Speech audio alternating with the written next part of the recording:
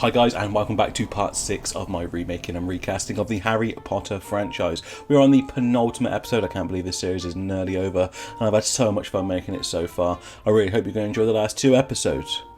Just a quick recap of the rules for you if you haven't seen any of the previous videos, and if you haven't seen them, check them out. The links will be above, and I will put a little video here to show you a little bit about what they're about. But the rules for this series are that I'm not going to be recasting anybody of school age. This episode is going to be slightly weird because actually there's only one recast from an original actor from the original series.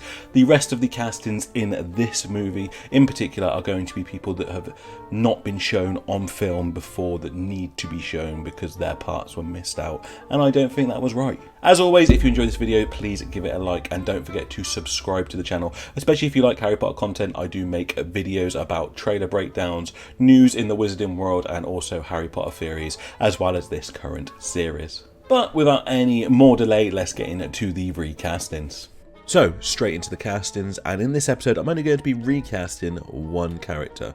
The rest of actors I'm going to be putting in place are going to be characters that we haven't seen portrayed in the movies so far. So I'm going to start with the character that we are recasting, and that is of course the brand new Defense Against the Dark Arts teacher for this year, Horace Slughorn. Professor Slughorn obviously has a very large role in the books, as he is the main memory that they are trying to retrieve to understand what Voldemort is planning.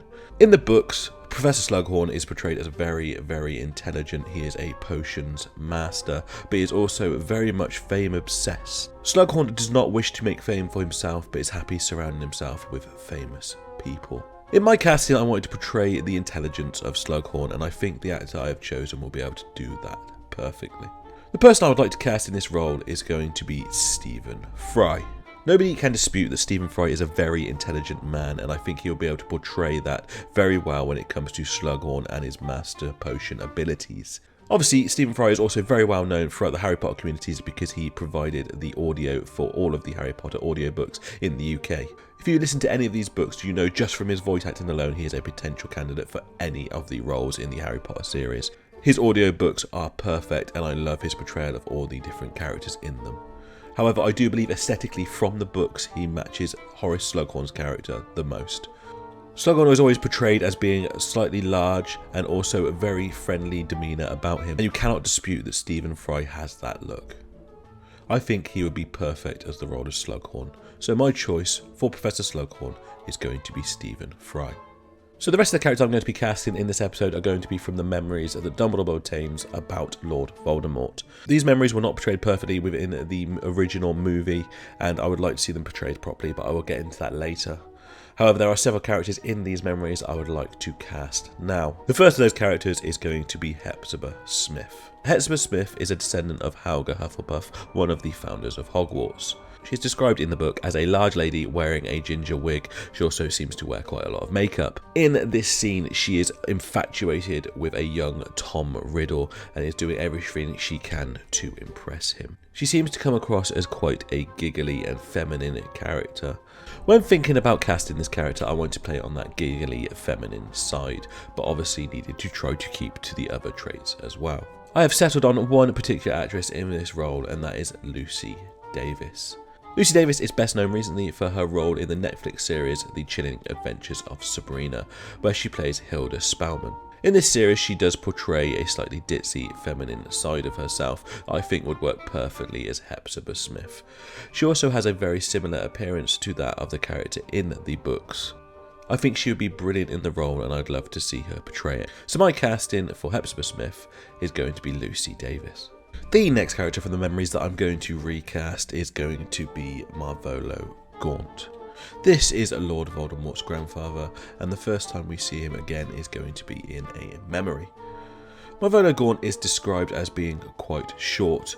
He has got brown eyes, short scrubby hair, and a wrinkled face that made him look like a powerful, aged monkey. Marvolo is obsessed with his ancestry and also his pureblood status, and because of this he has separated himself and his family from the rest of the outside world. By doing this they have become quite animalistic in nature, as well as being scruffy in appearance. When focusing on the animalistic side of this character, I had one actor in mind who I thought would be able to play the role perfectly, and that is Anthony Hopkins. Anthony Hopkins is best known for his role in Silence of the Lambs and Hannibal, where he played Hannibal Lecter himself. Obviously in these movies the main character is a cannibal and eats humans. He is very much animalistic in nature. I think he'll be able to portray that particular trait of Marvolo very, very well. He also very much matches the description given. He is a fantastic actor and I have no doubt that he'll be able to portray the role very well. So my casting for Marvolo Gaunt is going to be Anthony Hopkins. The next character that we meet is going to be in the same scene, and that is going to be Morfin Gaunt. He is the son of Marvolo Gaunt. In the books he's described as having thick hair, matted with dirt, missing teeth and small dark eyes. His appearance is stated that it could be humorous, but instead he looked frightening and deranged. Morfin has been raised by his father and kept inside away from the rest of the world, and because of this has developed some psychotic ideologies similar to that of his father. He enjoys hexing and cursing muggles, and does not seem to care much at all about anything to do with the law. His appearance and mental state is also affected by generations of inbreeding within the Gaunt family. When thinking about casting his character, obviously I wanted somebody to match the description quite well, but I also wanted an actor to be able to play that deranged side of him. And I've finally come to settle on one actor. That actor is Will Poulter. Will Poulter is best known recently for his roles in Maze Runner and We Are the Millers. Although Maze Runner is a serious role, you don't get to see him play much of that psychotic or deranged side of him that I would like to see come out in his portrayal of Morfin Gaunt. However, if you look at some of the scenes that he plays in Detroit, he shows a psychotic side that he could definitely enhance for the role of Morfin Gaunt. Aesthetically, I think he matches the role very well. There would obviously be some enhancements through makeup and potentially CGI, but I think he would be perfect in the role. So my casting for Morfin Gaunt is going to be Will Poulter. The last character that we're going to be casting in this episode is going to be Merope Gaunt. She is incredibly important to the entire series. She is the reason why Lord Voldemort exists. In the books, she is described as having lank, dull hair and is looking very plain and pale.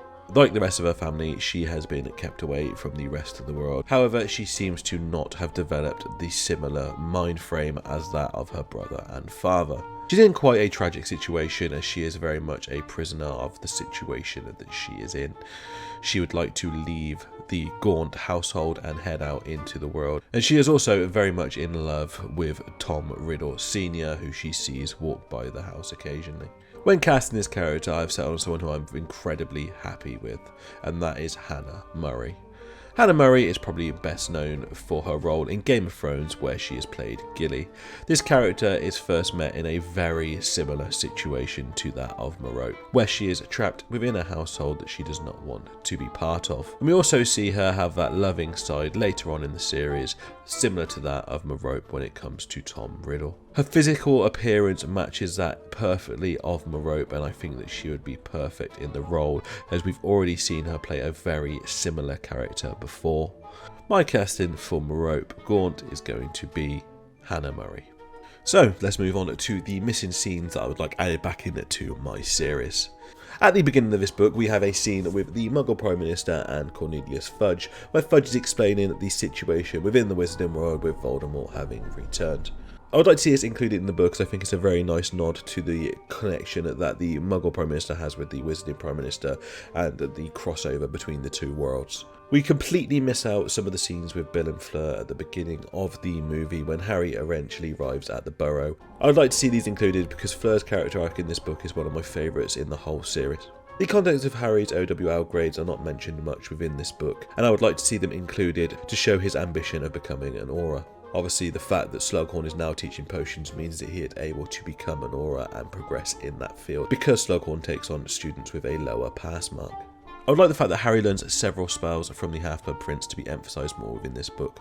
I think it's a very nice touch to Snape's character that he has created several spells, rather than just Sectum Sempra that we see in the original movies. Quidditch again is underutilised in this series. I would like to see the full extent of Harry's troubles while he is captain, including that of Cormac McLaren having to play in the second game and knocking Harry out with a bludger. Although the interesting take on the Felix Felicis scene in the original movies was quite entertaining, I would like to see it more true to the book where Harry meets Slughorn and the potion actually makes him more intelligent rather than acting slightly drunk. Harry and Ginny's relationship was very much skimmed over in the original movie, and I would like to see this portrayed properly. I would like to see the jealous moments of Harry earlier on in the series, rather than this just being sprung upon the viewer.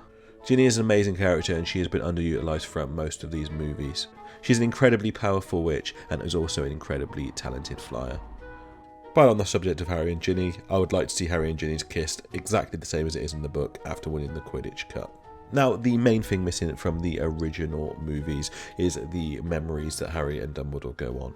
I've touched on these on my recastings, however I would like to see them all portrayed. This really does bring an understanding to the Horcruxes and also to the mindset of Lord Voldemort himself. I feel if you had not read the books and just watched the movies, this would be incredibly confusing to not understand the full meaning of the Horcruxes.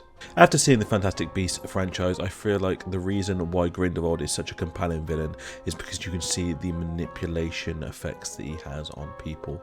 When reading through these memories in the books, you see this side of Voldemort, which makes him such a more compelling villain, and I feel it fleshes his character out perfectly. When Harry returned to the Burrow over Christmas, there is a scene with Percy and Rufus Scrimgeour coming to meet Harry, and they would like Harry to be recruited for the Ministry. I like this scene because it shows that Rufus Scrimgeour again has many flaws and is not perfect.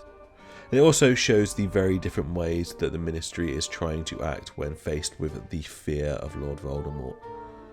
I would like the battle at the end of the series to be portrayed exactly as it is in the book. I would like Harry and Dumbledore to arrive in Hogsmeade and then see the dark mark above the tower. They then instantly rush to this location.